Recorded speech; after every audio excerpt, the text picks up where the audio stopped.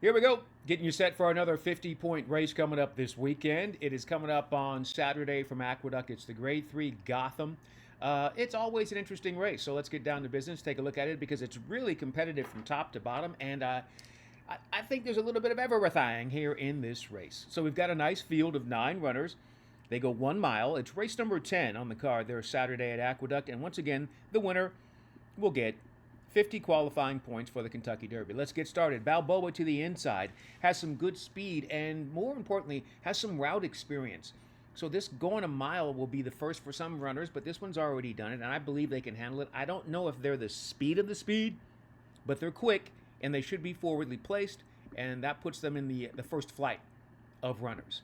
Then there are other runners who I think might have some more speed. Crown the Buckeye also has speed and route experience, and I think might be a little bit quicker than Balboa, but they're both going to have to figure that out when they pop out of the gate.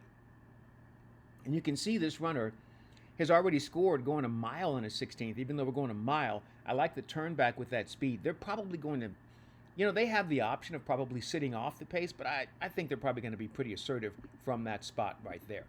So then we get to even more speed. Dirty Rich to the outside, the number 9, also has sprinter speed and now will be stretching out on the main track for the first time. If you go back and look what they did, stretching out on the turf course at Del Mar for that Grade 3 event for the juveniles on the turf, using that speed. I mean, it was not bad fractions, and then they completely folded. So I would expect them to be out there on the front end again, because I don't think they have any other way that they can go. Then we move on. So now we've got, look at the speed that we have here. Wait, there's more. So then you have Iron Honor, who's a sprinter that is stretching out. Although they've sat off the pace slightly sprinting, I'm expecting them going the mile. They're probably going to be forwardly placed as well. Although Manny Franco is not necessarily a send rider. So we'll see what choice he makes out of the gate. He probably will choose to take back. Exhibition Only, another runner that's got some speed and wants to push the pace. You can see what they did in the first 3 or 4 starts of the career. First 3, off the pace, didn't work. Then they stretched out in starts 4 and 5, and everything changed. They went to the front end and they were involved. Now, they're not fast enough to take the lead away from Dirty Rich or any of the others, but they have to be forwardly placed. Now, that doesn't mean we're going to have a log jam of 6 horses on the front end. It just means they're going to be, if I've identified 5 to 6 horses who have speed, you can guarantee that only half the field will engage. So that's all we need is 3 runners out there on the front end.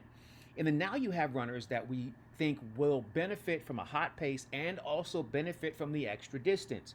Hammond is a runner that I like the running style, sitting just off, and what they tried to do going 7 furlongs in the swale, I thought was impressive. They weren't able to kind of seal the deal, but I like what they were trying to do, and you can see what they were able to do when they broke the maiden and then came back in that juvenile sprint there at Gulfstream Park. Off the pace, making the move. They will definitely be making the move from off of the pace, and I think they're pretty strong with that tactic. I'm looking for them to improve and do something a little bit different. So now we've identified what we think are quite a few horses that want to be forwardly placed, and then we'll look for improvement from Hammond. But somebody else, is going to have to make the move from off the pace. And this runner did a great job of doing just that last time out. Extremely impressive for the Kenny McPeak runner, Right to Party. I don't know if the horse will be favored. He shouldn't be.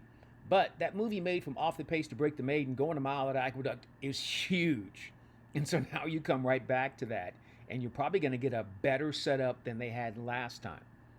So Right to Party has every right to improve and has every right to win this race and earn the points. And if he can do it again in the same manner that he did it in the maiden breaking score, I think that he's obviously going to get a lot of attention if he can do that, right? If he can repeat that performance off the pace, and the way he just motored right past the field was really impressive.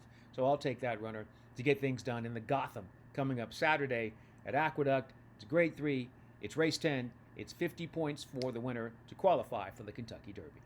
All right, that's going to do it for us here on Horse Race Bets. In the meantime, in between time, until next time, we will see you here. I'm Ken Rudulph. Good luck and enjoy whatever you're into.